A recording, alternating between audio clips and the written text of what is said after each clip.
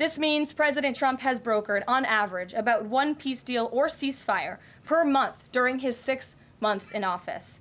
It's well past time that President Trump was awarded the Nobel Peace Prize.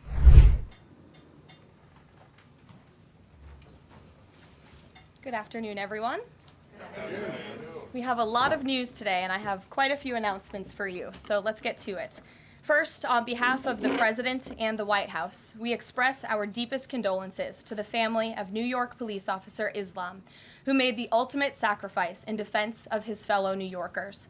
As the funeral services are held in New York City today, everyone at the White House is keeping the officer's family, friends, and fellow NYPD law enforcement officers in our thoughts and prayers. The President has always, and will always, proudly stand with our men and women in blue. May God bless Officer Islam and the other individuals who were tragically killed in this senseless act of violence.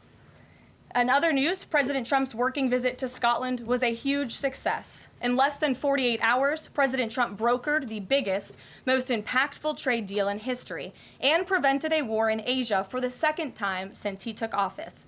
We have never had a president who wields the full power of the United States to negotiate good deals for our country and its people like President Trump. This is what maximum leverage looks like. On the peace front, President Trump helped deliver an immediate and unconditional ceasefire between Thailand and Cambodia. The two countries were engaged in a deadly conflict that had displaced more than 300,000 people until President Trump stepped in to put an end to it. The president spoke directly on the phone with the acting Prime Minister of Thailand and the Prime Minister of Cambodia to inform both leaders that unless they brought their conflict to an end, there would be no trade discussions or agreements with the United States. Almost immediately afterward, a peace was brokered that will save thousands of lives and allowed for trade negotiations with these countries to resume, and they have. The president has now ended conflicts between Thailand and Cambodia, Israel and Iran, Rwanda and the Democratic Republic of the Congo, India and Pakistan, Serbia and Kosovo, and Egypt and Ethiopia. This means President Trump has brokered, on average, about one peace deal or ceasefire per month during his 6 months in office.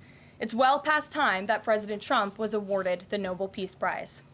I know the topic of Israel is on everyone's mind. I have an update from Special Envoy Steve Witkoff, who I got off the phone with this morning. Special Envoy Witkoff and Ambassador Huckabee had a very productive meeting with Prime Minister Netanyahu and other officials today in Israel on the topic of delivering much-needed food and aid to Gaza. President Trump is a humanitarian with a big heart, and that's why he sent Special Envoy Witkoff to the region in an effort to save lives and end this crisis.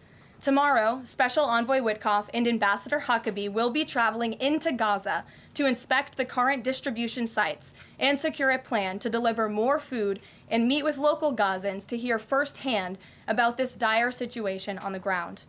The Special Envoy and the Ambassador will brief the President immediately after their visit to approve a final plan for food and aid distribution into the region, and we will provide more details for all of you once that plan is approved and agreed on by the President of the United States. On the trade front, the President secured a historic trade agreement with the European Union that puts America first and fundamentally strengthens the economic relationship between the two largest economies in the world. This deal delivers on two of President Trump's core promises on trade, supercharging America's manufacturing capacity and opening up foreign market access to American businesses.